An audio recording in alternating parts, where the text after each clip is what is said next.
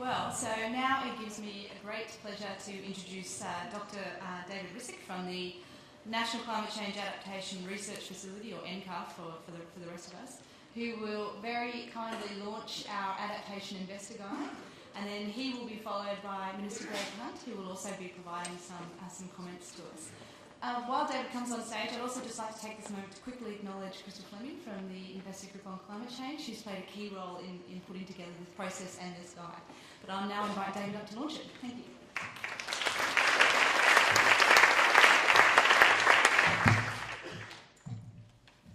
Thanks very much, Emma. Good afternoon, everyone. About a month and a week ago, we got together with about 45 people in Sydney for a day and worked together with a group of people, some of them in the room here, to come up with some information to help the people in the investment sector deal with the sort of challenges that we've heard about a few minutes ago, and to help you guys to ask the questions that again we talked a bit about a few minutes ago. It's been quite a big job of getting all the discussions that we had on that day into a brochure, but it gives me great pleasure to be able to have worked on this and to be able to launch it today as an opportunity for you guys to build your own skills and to start the journey in the adaptation space. So we don't pretend to have all the questions and we don't pretend to have all the answers in there, but it is a good start, and it really does mean that we can work together with a range of different people to start to address some of these issues and build the tools that you guys need to be able to do your jobs more effectively. So the document has a range of different things in it that are fairly useful.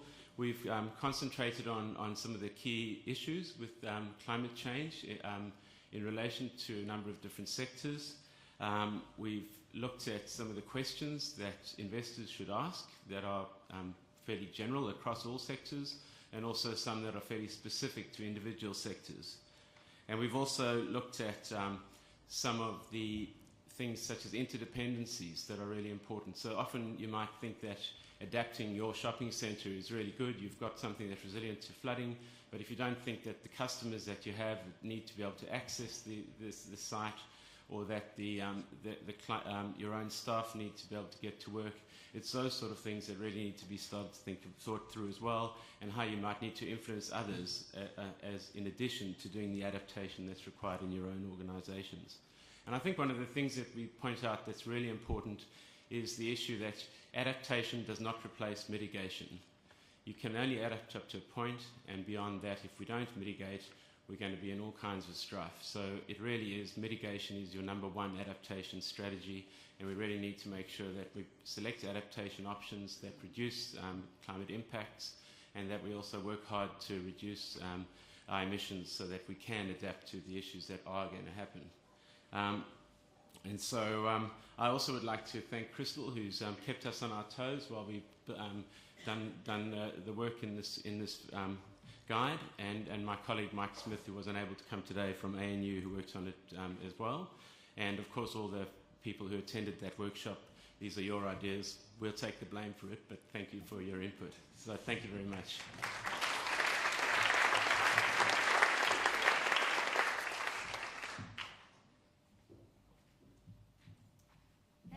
Much, David. Well, so now it gives me a great pleasure to introduce to you Minister Greg Hunt, who is the Minister for Environment with responsibility for climate, environment, heritage and water. I don't believe that I need further introduction than that, so the Minister will be talking to us for half an hour, including about 15 minutes for questions. So I will hand over to the Minister.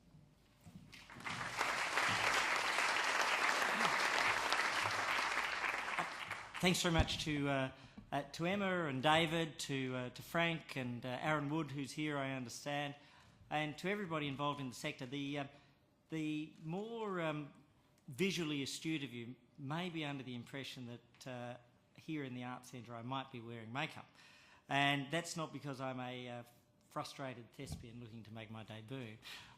It is because I've just come from Lateline. And the message I gave to that audience is exactly the same message I want to give to everybody associated with the IGCC. And that is really 2 points of fundamental confidence. The first is about a confidence in meeting and beating our targets. we will meet and beat our 2020 targets, and we will meet and beat our 2030 targets. Of that, I have absolute confidence, and I'll go through why in a moment. And the second is very specifically focused on this particular audience, the people who mobilise capital in the space of energy efficiency, renewables, climate adaptation, climate mitigation. And that is that you can have confidence to invest. And from time to time, there has been debate around this.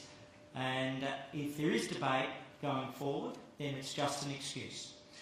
Because at the end of the day, you will have rock-solid pillars to the policies regarding the emissions reduction fund, the safeguards mechanism, and the renewable energy target. And so the opportunity is there. You have to make your own decisions, but you're all people of good heart brought together with a particular purpose, and that is to try to perform economically whilst investing in things that you believe in, and which I happen to believe in as well, as being good for the long-term future of both the country and the planet. So against that background, I really want to follow this through three phases. Firstly, to look at the international targets, both globally and domestically, for 2020 and 2030. Secondly, to look at the recent changes in my particular portfolio and how we've organised that in relation to the bringing in of the Clean Energy Finance Corporation, ARENA and the Major Cities Agenda. And thirdly, to look at the critical policy levers of the Emissions Reduction Fund, the Safeguards Mechanism and the Renewable Energy Target, and the opportunities for those in this room. And that is the fundamental message that I want you to challenge, obviously, but to consider and hopefully ultimately take away that there are no barriers to investing, that the policies are rock solid, and that for the life of this government they will be the basis of what we do, and they will get us as a country to the 2020 and 2030 targets. So, let me step back. At the end of the year we have Paris. Paris is the conference of the parties, the meeting of the UNFCCC. Its task is to effectively establish a new Kyoto Agreement, and its goal is to ensure that the world limits changes in temperature to 2 degrees.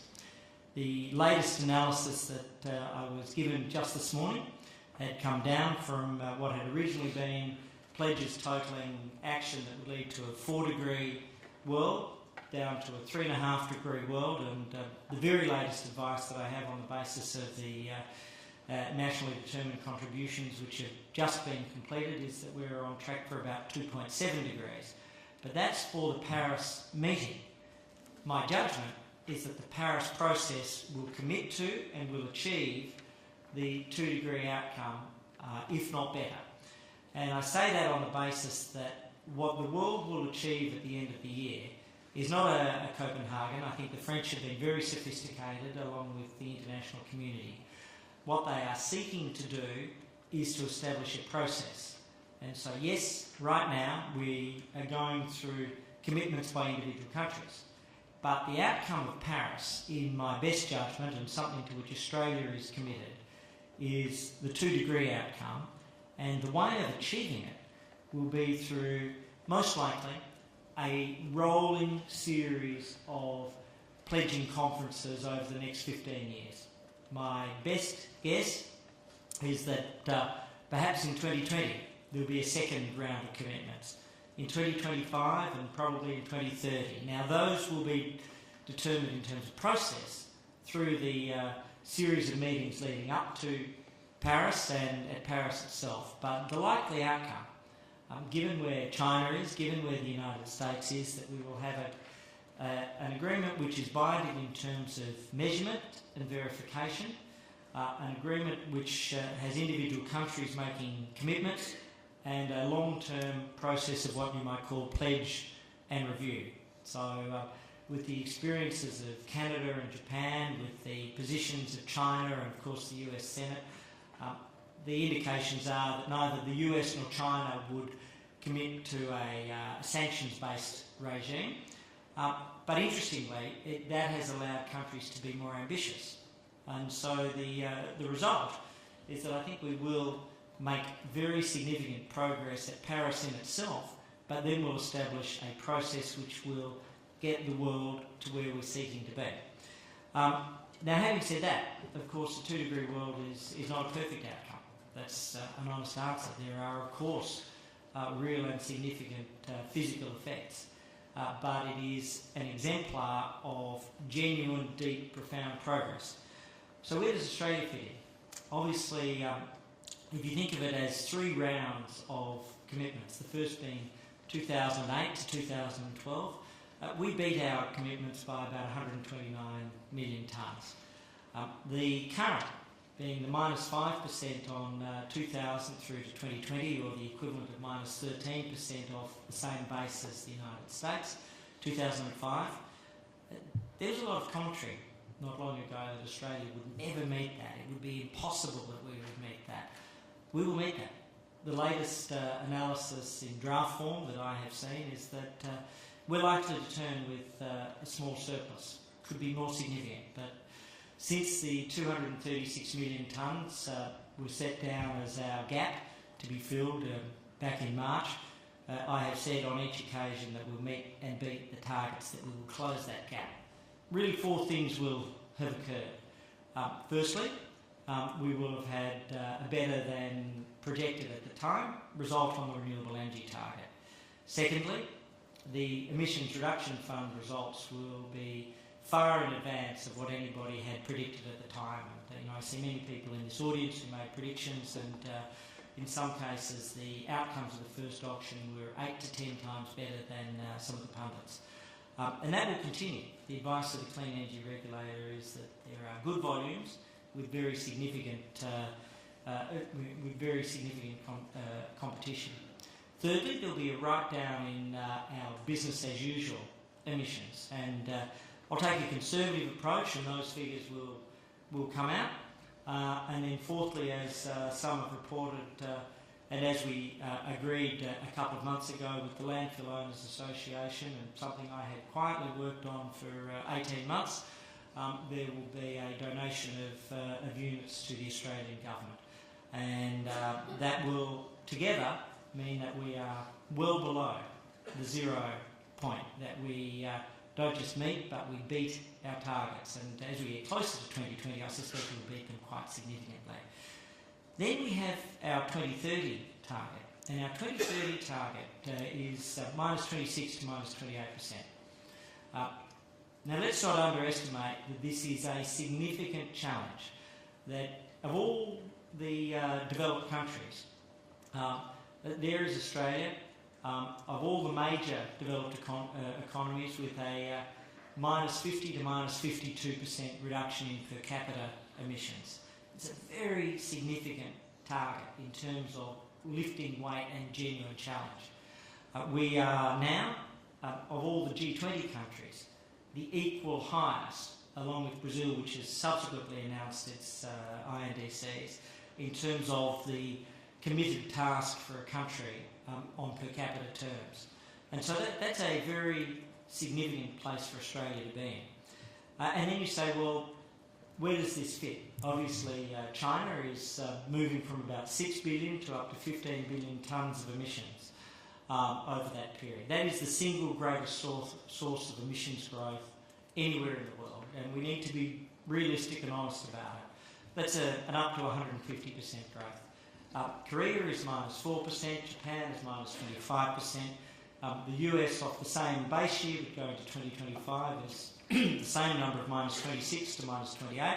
New Zealand and Canada are at minus 30, and using a comparable time frame, the EU translates to minus 34. So we're in very good company.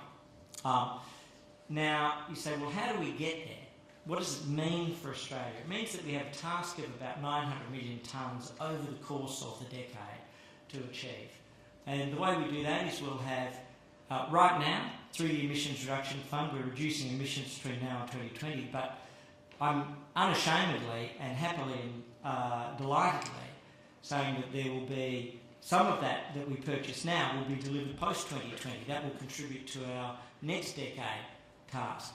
We then have a cumulative total from the Emissions Reduction Fund, which is now funded out to 2030, of the Emissions Reduction Fund and the safeguards of another 300 million plus tonnes. We have a National Energy Efficiency Program, which Josh Frydenberg will lead as Energy Minister, which should deliver a little over 150 million tonnes. We'll make a significant announcement in the coming months on vehicle efficiency standards, and that should deliver over 75 million tonnes. And similarly, the changes in ozone laws are likely to see us save an additional 75 million tonnes. So in each of these areas, there are investment opportunities for those in this room. This is where the country will actually, in physical terms, be reducing emissions. Because it's all very well to set a target, but you've got to know physically where and how the emissions reduction is going to come.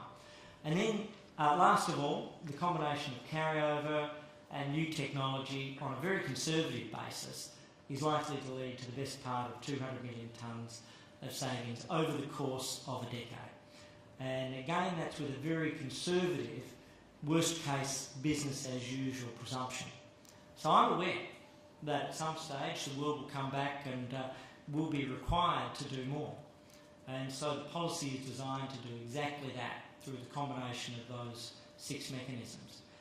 So then that's how we get there at the highest level. How have we structured ourselves? There have been 2 big changes since the change in Prime Minister in terms of the portfolio.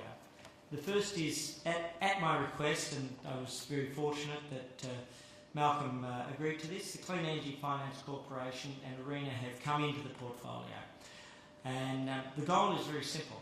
And I was talking obviously to the CEO of BT just before, and I said our goal is to bring the investors into co-partnerships with the Clean Energy Regulator and the work on the Renewable Energy Target and the Emissions Reduction Fund, the ARENA and the Clean Energy Finance Corporation. So the goal is to make optimal use of these organisations. We have clearly set, through the creation of an Office of Climate Change and Renewables Innovation, a goal of coordinating their activities. But the missing part of the puzzle is the part that's in this room. And so we'll convene a series of both one-on-one and roundtable meetings with investors as to how you can best contribute to leverage, participate in the Renewable Energy Target, the Emissions Reduction Fund, the safeguards approach, and then the other elements in relation to vehicle efficiency, energy efficiency, and the decrease in synthetic greenhouse gases currently associated with ozone, with the release of ozone gases. So, moving on from there, the other big thing that's come into the portfolio is the cities agenda. And right at the heart of the cities agenda is efficient movement of transport. Now, there has been a significant change. And so the thing which has changed is this, that rail, light rail, public transport is back on the agenda as an item for federal investment, so long as it is on the basis of high value for money. We're not theological about the source of reducing congestion. What we do care about is the 2 factors of does it reduce congestion and does it come at value for money for the taxpayers. So there are huge opportunities. For myself, my own view is that there's an enormous opportunity for value capture. I was talking with Gemma from Curtin University about her work, her thesis, her PhD in this space. And I know that both Malcolm and Lucy Turnbull, who in her own right is one of Australia's great experts, have pioneered a lot of the work on value capture in terms of, for example, were you to underground over a 50-year period as much of the rail spur network in Melbourne, what is the opportunity for reclaiming that space above it, for building on that space, for using that as value capture for uplifting the value of properties nearby. And similarly, you reduce congestion over a 50-year period. It's an interesting financing question. You reduce congestion by removing the level crossings as well as safety. So those are some of the things, but the framework that we're using in this new cities agenda is long-term integrated planning with the states, the Commonwealth and the cities, better transport with a real focus and an invitation to do the roundtable work with you on the financing mechanisms, and thirdly, the progressive greening of our cities through a higher urban canopy coverage, more park space over a 30-year period. These are things which we want to benchmark, to which we want to provide incentives, and then which we want to set out. Now, at the moment, obviously, with the Green Army, 20 million trees, with projects such as that, we're actually doing it, but we can do it right across Australia's great cities. And we continue to rank highly on livability, but the challenges will be enormous. And if we can improve air quality, we improve quality of life. If we can improve canopy cover and park space, we improve quality of life. At the end of the day, that's, along with the social connections, the heart of great cities. So that then brings me to the last of my areas, which is the international targets, the new construct of the portfolio.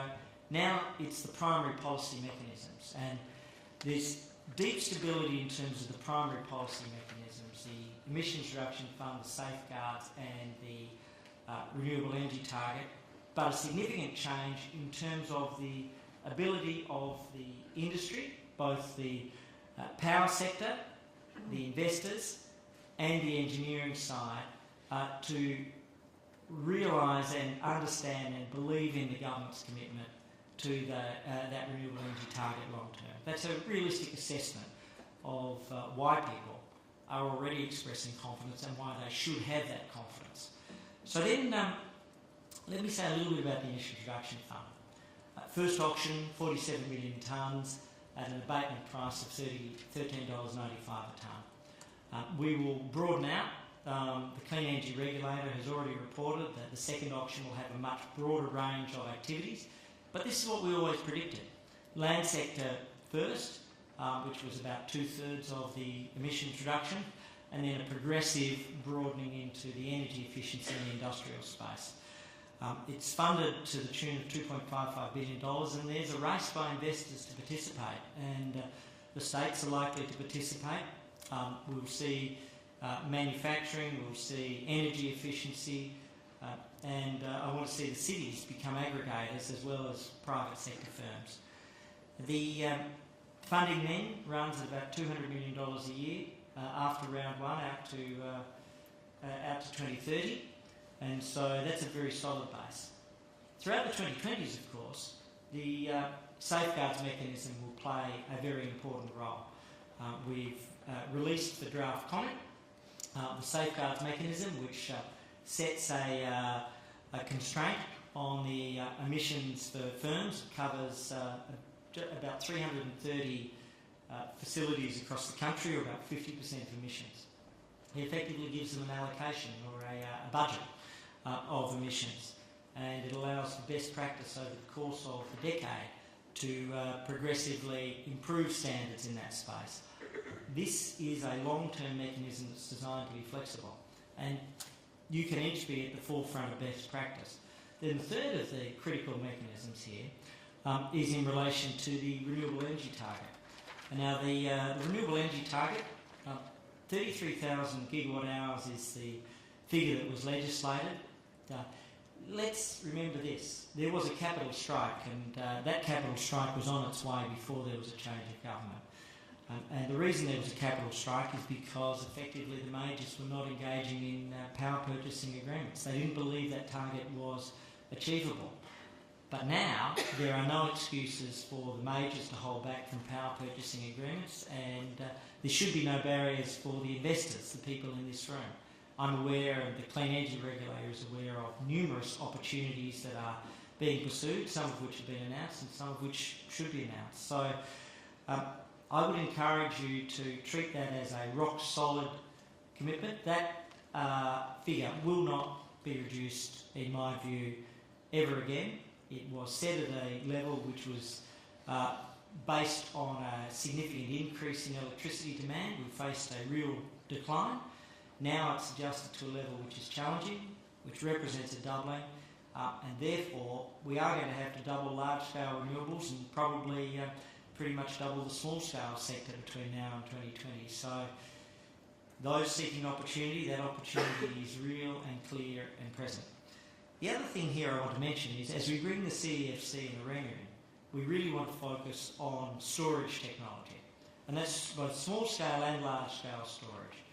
The best estimates from Morgan Stanley, a 40 to 60% reduction in the decline of storage over the coming 5 to 7 years. That means that the potential for large-scale storage, whether it's molten salt, whether it is some other form of technology, or small-scale storage, whether it's batteries or those batteries are applied to large scale, is enormous. The work of ARENA is increasingly focusing in this space. We have asked them to do that. So this will be a transformative space. So at the end of the day, what do I think? I think that the world will achieve its targets. I think that that's not an idle piece of speculation. The evidence is accumulating.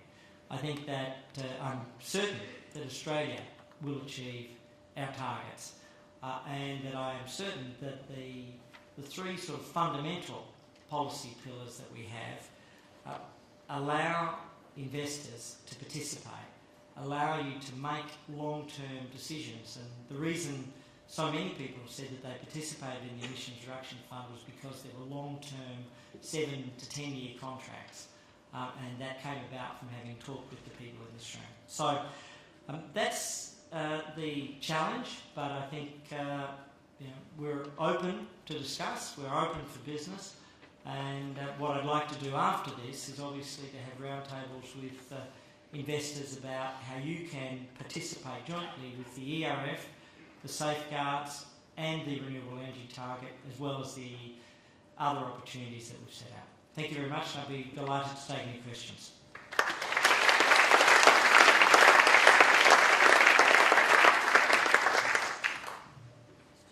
Oh. Right, if you want to just raise your arm for questions, and we have a microphone to take out. Yep, just start over there and then Elaine. Greg, William Morgan, Intrinsic Investment Management. Greg, CSG and gas prices, it's likely we're going to see a significant increase in gas prices in the coming years, and you're going to face increased consumer pressure to do something about the increased supply. At this time, states are holding quite firm on ensuring that developments, of course, CSG is suppressed. Can you just give us some read on the political pressure you're likely to face and how firm you think that politicians will hold on suppression of CSG developments? Sure. There you go. Give an hand. Thanks, Rob. Look, very briefly, the answer is that in the United States, unconventional gas has been the very thing to which people point. I know that often I'll have people who are active in this space, and I laud that, point to the United States and say we should follow the United States and look at the way in which they've been able to reduce emissions since 2010 and look at how that's helped their economy. And I say, what's the primary driving mechanism? And then they sort of look at their feet and say, you mean unconventional gas? And they say, yes, but we don't want that here. And so there can be cognitive dissonance, and the answer is it's been part of the transformation in the United States. It's a very significant part of the story in Queensland, and then in New South Wales and in Victoria, there's a very different view. And so each state has to build a social licence. In Queensland, the Gas Commissioner has played a very important role in working as a good faith broker between communities and firms. So I would recommend that New South Wales and Victoria look at a mechanism which replicates the Queensland Commissioner it's up to each state to make their decisions. The last thing I want to do is to impose on them, but there's a mechanism which seems to have brought a great deal of progress and social cohesion in Queensland. Not perfectly, I don't want to overstate it, but which has worked very well there. So you find the best models from around the world, and one of the very best is the Queensland Gas Commissioner. Elaine Pryor, just in the middle. Elaine Pryor from City Research.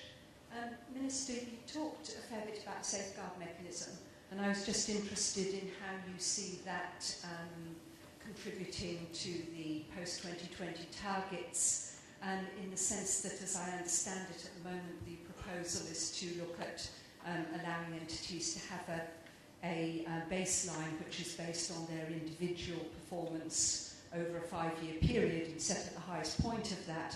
Just wondering how you see this acting under the environment where presumably we'll have to be reducing emissions, and whether that's a somewhat arbitrary way to set individual entities' baselines compared with some sort of industry emissions intensity approach. Sure. Look, I appreciate the point, Elaine, enormously. It's important to go back. When we set the policy up, I think it was the 2nd of February 2010, we talked about individual baselines, looking at their last 5 years of activity. And so we have faithfully implemented that in government. There will be a review in 2017 and of those projections going forward, but let's take this as an established element. But the second part is for new projects, for greenfields and brownfields projects, then post-2020 they'll have to adapt to a best practice standard. So that will progressively have an impact on new projects and new developments over the course of a decade. So when you put the Emissions Reduction Fund and the safeguards together, our conservative projection is a net reduction in emissions of over 300 million tonnes over the course of the decade. But it's, I think where sometimes there's a little bit of misunderstanding is there is some exclusion of what is a very important part of the mechanism, and that is the progressive adoption through the economy as new projects come on throughout the entire decade of best practice standards as the baselines for each of those additional advances in the economy. It effectively brings down the average emissions across the sector quite significantly. I think we've got time for one more. Two more questions then, okay? I've got the stage at the Art Centre, so, so I'm happy to keep going. All right, we'll be here all night then. Yep, just over. Hi, Thomas Schroeder, Southpaw Group. I have a question regarding the Paris conference. It was very interesting to listen to your provisions regarding that. My question would be, do you think there will be room for a global carbon market mechanism or a global ETS? Bearing in mind that the Chinese just introduced that, or will introduce that in 2017, what do you think Australia's vision will be regarding this? Look, I think the French approach, and I know that we've all met with our French counterparts, and that Julie Bishop has spent a fair amount of time with Laurent Fabius, and I've spent time working on this with Ségolène Royal, and their approach is let each country build its own approach, and what they care about is the global targets, and we've said that we'll review for international units under both safeguards and under the Emissions Reduction Fund as a possible strategic reserve in 2017-18. We kept that door open deliberately, and so that's something which gives our system very significant flexibility. Do I see the United States passing something through Congress which would allow them to participate? I think that'll have to come through the voluntary carbon sector, and so that's how the United States would go. Europe has effectively shut out a lot of the CDM from its own markets. That's why the price of the CDM collapsed so dramatically, and Europe's been struggling with the legacy of over-allocation. I think everybody knows that the challenge that Europe has faced, and Point Carbon said that they didn't expect from mid-2014 through to 2020 a single tonne of emissions to be reduced because of the European ETS. Now, I don't know whether that's right. They're far more expert in the European ETS than almost anybody except Freddie who's over here. But my point is this.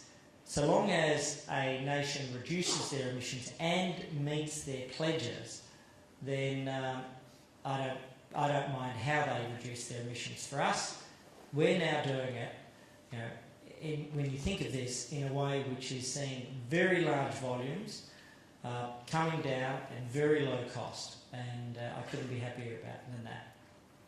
Okay, we will take one last question now. Alison George from Regnan Governance Research and Engagement. There's been discussion here today about how excess generation is acting as a barrier to further renewables investment. Has your government got plans to encourage the retirement of the more emissions-intensive generation capacity? Sure. So there's been, on some analysis, about 17% reduction in coal-fired capacity over the last half decade. So you all understand the challenge, and that is that the renewable energy target was meant to be putting additional energy into a market for growing demand. We've probably seen, on average, a 1% real decline in electricity demand. Now, whether it stabilises from here because of Queensland LNG, that may be a fair guess, but I'll let AEMO and the market pundits make that judgment. However, what does that mean? There will be natural consolidation in the sector. We know that just in talking with Alinta, one of the reasons they exited was because of the renewable energy target. So in a sense, the renewable energy target is working as a market forcing mechanism. So that is doing it. Now, some people would want us to give them lots of money to close down, and I can't fault them for that request. But it's your job. But it's my job to protect the public money. So what we want through the Emissions Reduction Fund is verified emissions reduction. Our policy has always been and continues to be clean up, not closure. But there are some very significant flexibilities within that. Great. Well, please join me in thanking Minister Greg Hunt.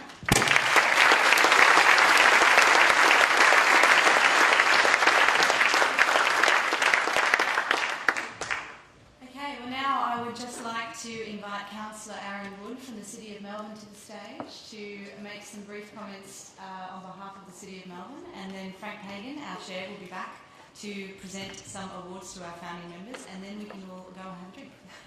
So please welcome Councillor Arron. Thanks very much. So I recognise I stand between you and a drink, which is always a difficult place to be. I was interested to hear Minister Hunt's remarks that he was happy to stay all night. We have a planning meeting tonight at the City of Melbourne, so I'm quite happy to miss that. I was thinking, go for your life.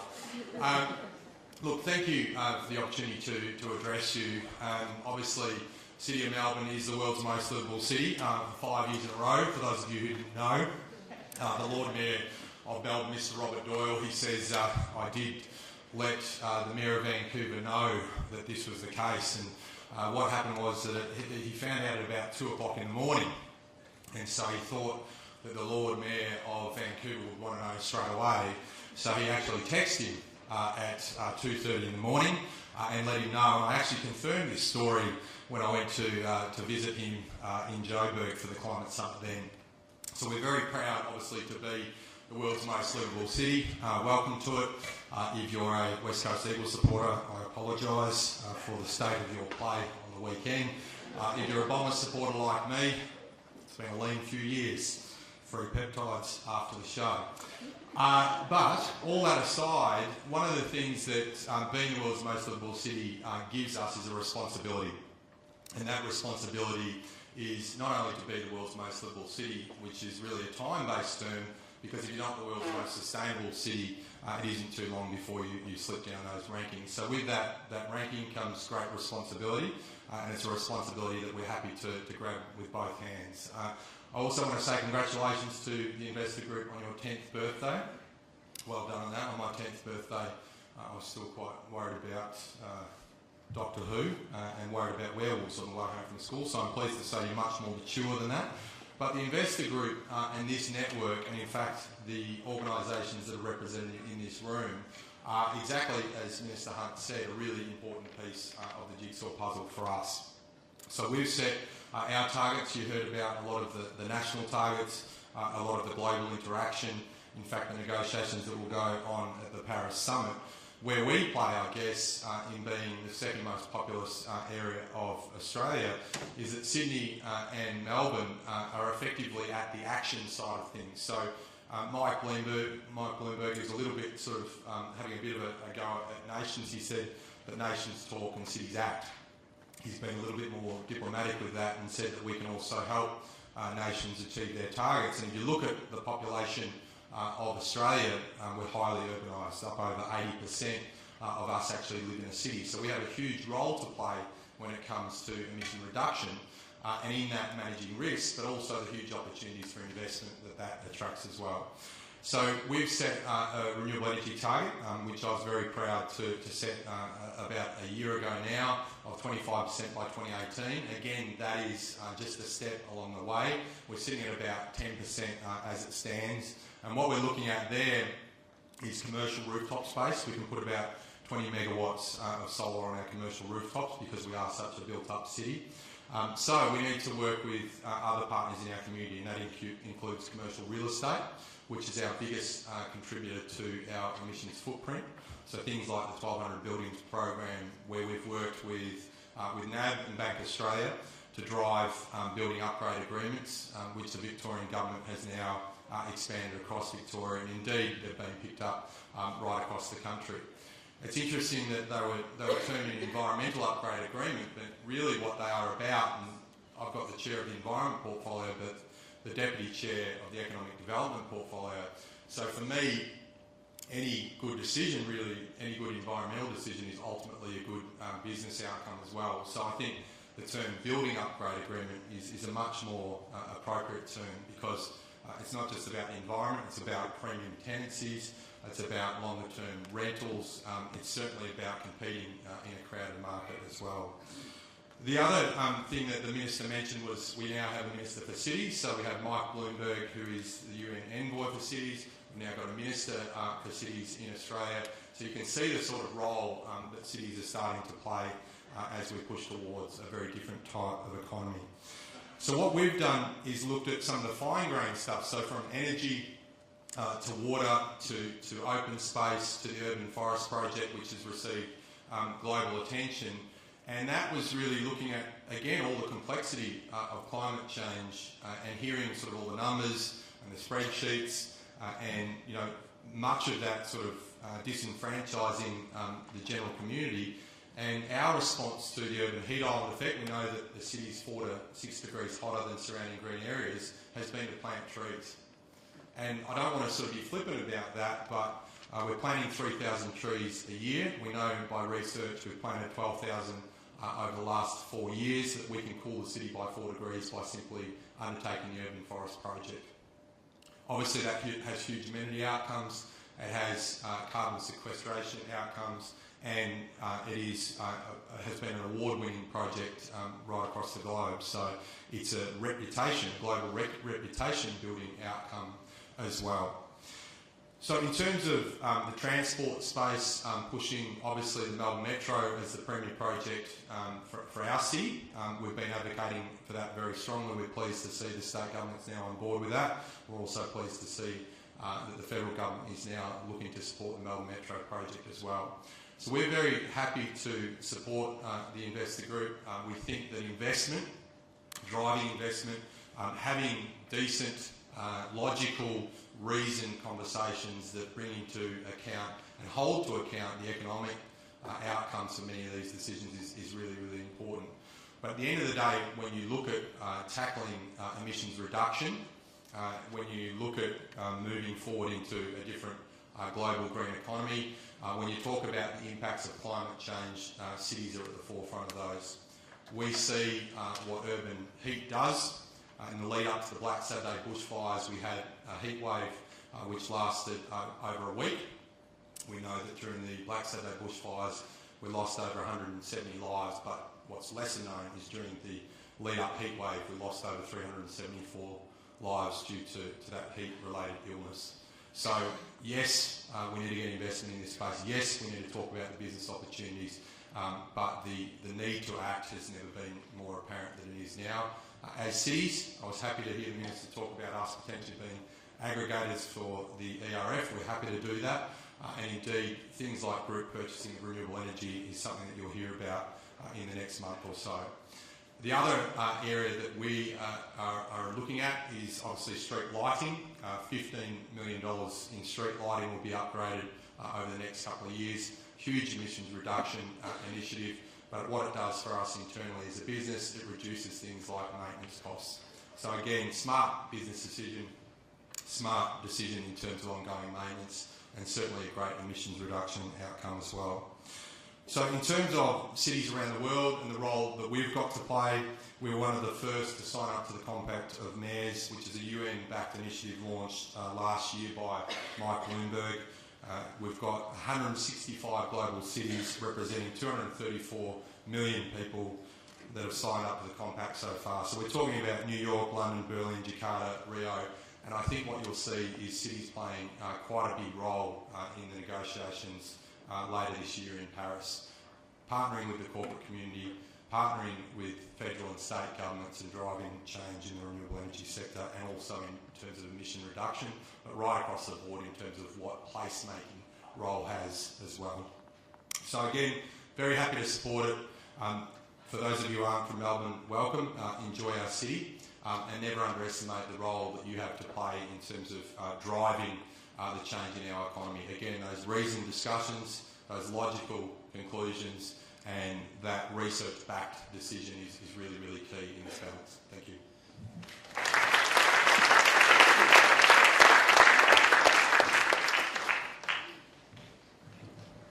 Thank you, Councillor Woods. I'll be very quick because I don't understand. I'll only drink too. Bit of history. In May 2004, Bob Walsh and Dr. Ian Woods from AMP Capital and myself sat down in Collins Street and agreed in principle to form a group of Australian-based institutional investors that will work cooperatively on issues related to climate change. It took 1 year to set up the IGCC. The funding was provided by the Victorian Environmental Protection Authority, facilitated by Terry Ahern. Joe Saliba was appointed the first CEO, and of course Bob Walsh was the first chair. Almost 10 years to the day, the Investor Group on Climate Change was launched. Today it has over 60 members and represents over 1 trillion funds under management. It includes members and big investors in Australia and New Zealand and global leaders in managing carbon risk. So today, this afternoon, I'd like to thank the founders of IGCC, and I'll ask them to come up to the stage, and please stay once you get the award because there'll be a group photo. First of all, I want to thank myself.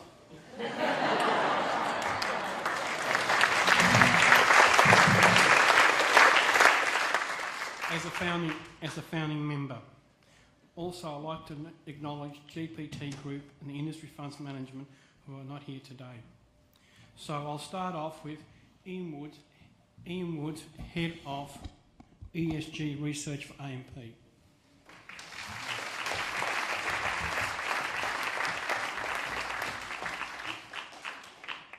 Harry Moore, Head of Business Development for Colonial First State.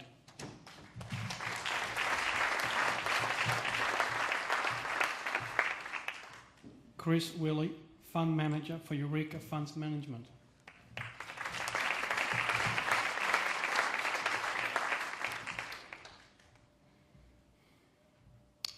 Michael Dundon, CEO of Thick Super.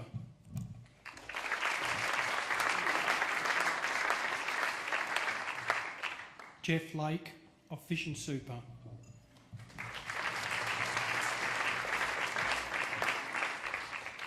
And finally, Amelia Gonzalez, CEO of BT Investment Governance Management.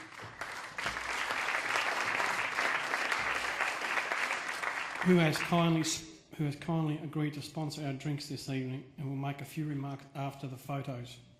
These are the people that in 2004 set up the IGCC.